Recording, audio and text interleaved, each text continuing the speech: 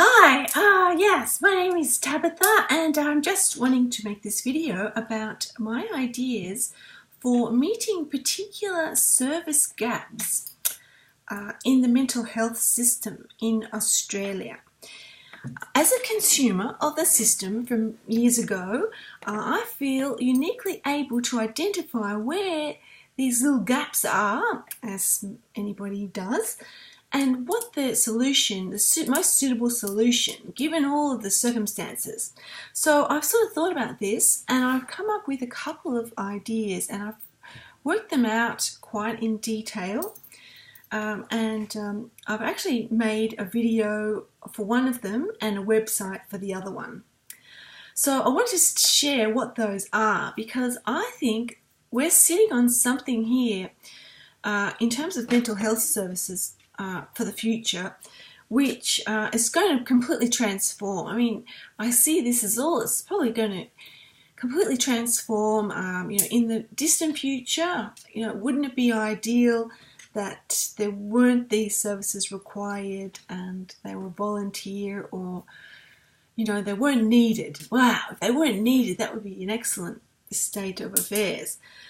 But anyway, at the moment, there are paid services available, but people usually have to meet quite stringent criteria for eligibility to access those services.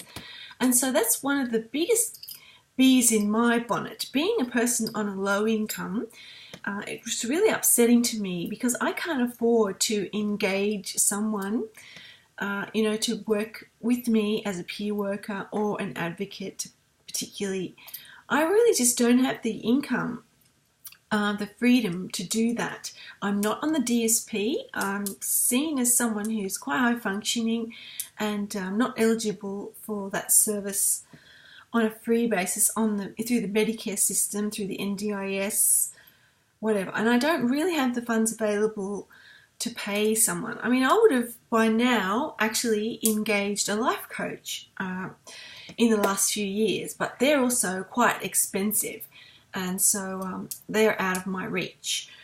Life coaches, though, would probably be a very suitable sort of a service to help people with mental health conditions, restoring their lives and getting into employment, or completing whatever they want to do in their life. And I think they're really useful service. So anyway, my two big ideas, and maybe somebody else already thought of this somewhere, but anyway, I've thought of it too. So let's say we're all thinking on the same wavelength, which is great. So the two service ideas I've got, one is a service or a networking group within all communities called the Stuff Support Network. And the Stuff Support Network isn't focused on your mental health condition or anything. It's really just something which is focusing people together to share their knowledge of coping with specific life problems. So the Stuff Support Network would be where you can go and get help with any particular problem in life and get help from the people in the network, and you can also give help to people in the network. So I see that as quite an important sort of factor in mental health systems, which we are overlooking. The one thing is that we have to take the edge away from focusing on having a mental health condition.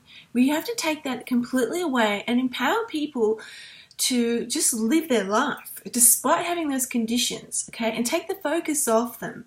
Because the focus on them is sort of disability discrimination, and we don't want to segregate.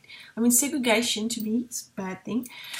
We just want to put everybody together and make it work, hopefully. So segregation isn't good. And making people go to groups with only people with mental health conditions isn't really okay. Everybody has something, some disability. Maybe you've got a drug habit, maybe you've got alcohol addiction, cigarette addiction, other addiction, food addiction, anorexia, whatever. Everyone's got something going on, haven't they? And if we focus on that, we're sort of like picking on that. It's like picking on them. yeah, so I just think, everybody's got something, but we've all got life stuff, haven't we?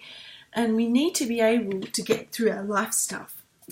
So the Stuff Support Network is a network for anyone to join and share their ideas and get help at the same time. So it's a double whammy. And I think that that approach will help build capacity of the community and helps empower people off from thinking, oh no, I can't cope with this problem. And, isolating, which is what people often do.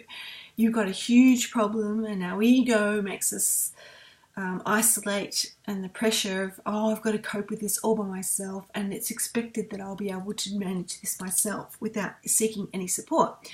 So there's that pressure, and so I think that we've got to build capacity for the community to reach out to other people in the community. And the reaching out and the helping in the cooperative way in a Stuff Support Network where there are no, medical experts associated with that network. It's just everyday people helping everyday people every day. So that's the idea of the Stuff Support Network. So that's the basics of that one. So put that one away.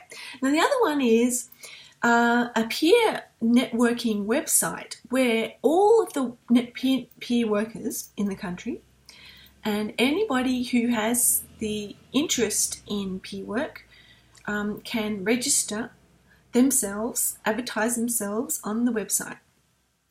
And then people in the community can look up on the website through their postcode, like they click on the map of where they are, and then get a listing of what peer workers are available in that area.